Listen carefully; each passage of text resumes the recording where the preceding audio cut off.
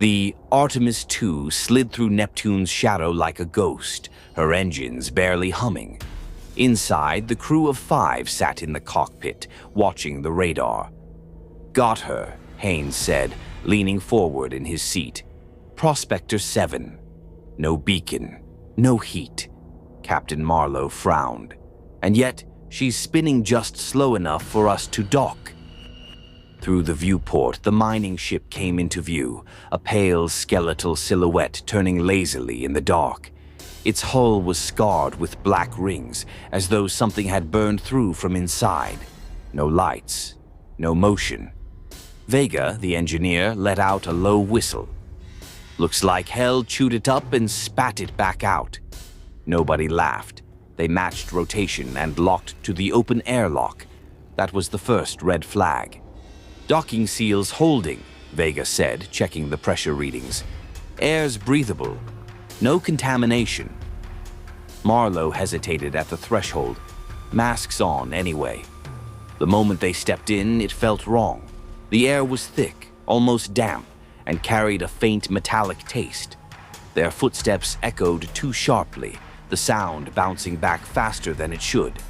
The corridor walls were intact, no blast marks, no signs of decompression, except for those strange black rings, each one perfectly round, like the metal had been dissolved in a clean circle. They reached the bridge. The captain's seat sat facing the empty void of the viewport, the straps hanging loose. No, not loose. Snapped, like something had pulled hard from above.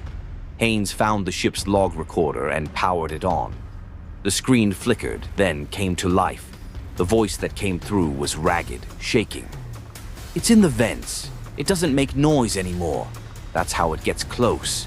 It can be anywhere." Static cut him off. Then, faintly, a slow, deliberate inhale. Not human. Wet, uneven, like something savoring the air. In the medical bay, the specimen chamber lay in pieces on the floor.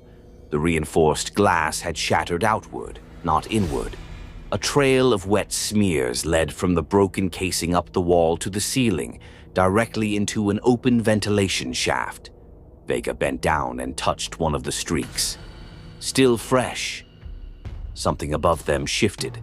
A scraping sound, soft but deliberate, moved from one vent to the next. They froze. The sound stopped. Marlow sent them in pairs, he and Vega to engineering, Haynes and Turner the medic to crew quarters. Only Marlow and Vega made it back. They found Haynes and Turner halfway down a corridor. Turner's visor was caved inward like it had been crushed by something with inhuman strength. No blood pooled on the floor, just a translucent trail glistening under the dim emergency lights, slithering into the darkness. They sealed themselves in the bridge, cutting every vent they could reach. But the sound still came, not a growl, not a hiss, just the faint tap, tap, tap of nails or claws against metal, always in different places.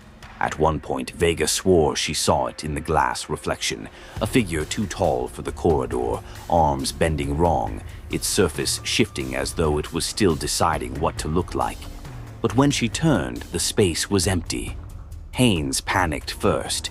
He bolted for the docking hatch to reach Artemis II. The hatch controls were dead, wires yanked out, clean and precise. The Prospector 7 had drifted deeper into Neptune's shadow. Outside, there was no starlight, no glow from the sun. The ship was swallowed in pitch black. Without helmet lamps, you couldn't tell if the shadows were standing still or breathing. They crawled through maintenance ducts toward the escape pod bay. Marlow led, Vega close behind. Halfway through, her boots stopped scraping the floor. He turned his light back. The space behind him was empty. No sound, no scream, just gone. Marlow reached the last escape pod. He sealed himself inside and fired up the launch systems. A soft warning beep. 2 heat signatures detected inside. The air felt suddenly heavier. He didn't turn around. In the pod's console reflection, something unfolded from the wall. limbs uncoiling slowly, head tilting with an awful, curious grace. Its skin shimmered wetly, like leather stretched too thin. It leaned in close, and he felt it, a slow breath against his ear, tasting him. When the rescue crew finally found the Prospector, 7, it was empty. No crew, no signs of a fight. Just one sealed escape pod drifting nearby, the glass fogged over from the inside, as though someone had been breathing there, very quietly, for a very long time.